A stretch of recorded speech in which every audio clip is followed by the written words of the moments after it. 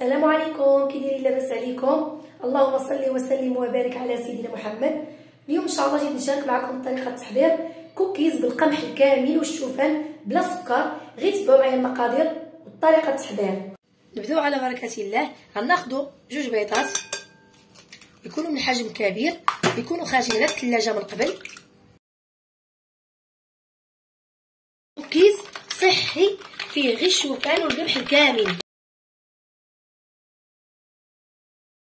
واحد 2 معالق ديال جنجلان مقرملين ومحمرين، ما تطحنوش مزيان.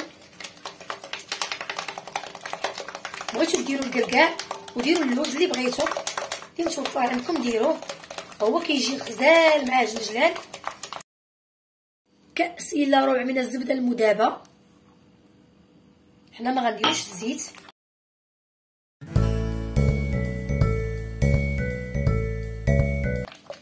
صافي، وغنديرو هادوك 3 الكيسان ديال الشوفان. ها هو 3 الكيسان ديال الشوفان. انا جبت لكم المقادير بالضبط.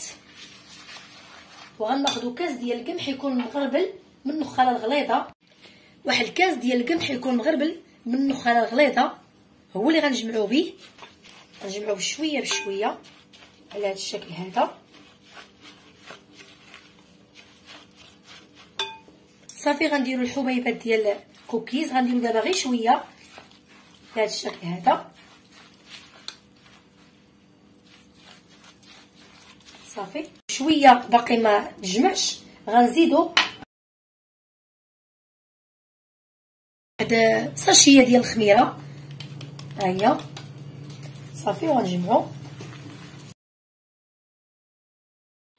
هز ليا 3 الكيسان ديال الشوفان وجوج كيسان ديال القمح الكامل. غربلوا ليه غير النخاله واستعملوه. ها نتوما كتشوفوا كيجيو، ما تخافوش من تقولوا راه ما يتجمعش لينا.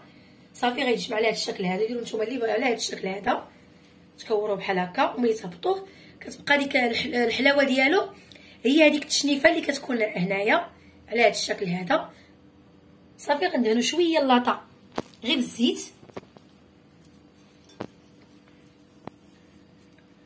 صافي، ونديروا صبيعاتنا على هذا الشكل هذا.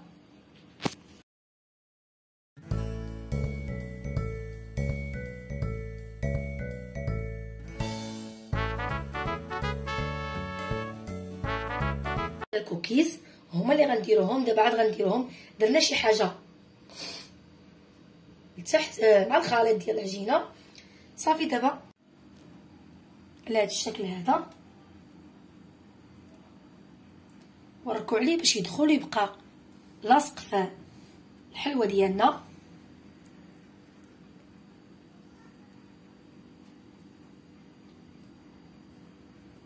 بعد ما درنا الشكلاط ديالنا ديال الكوكيز، صافي خلطنا شي حاجه معاه وشي حاجه دابا درناها. صافي، غنشعلوا الفران. دابا حنا ملي كنا كنزوقوه شعلنا الفران 180 درجه، غنشعلوا ليه غير لتحت حتى يطيب من التحت، وغنشعلوا ليه الفوق. البنات، بعد ما طيبنا الكوكيز ديالنا، شوفوا تبارك الله كي جا هائل وبلا سكر وصحي. كنتمنى تجربوه وتشاركوا معايا في القناه. وشكرا لكم التعليق ديالكم زوين، وبسلامه عليكم.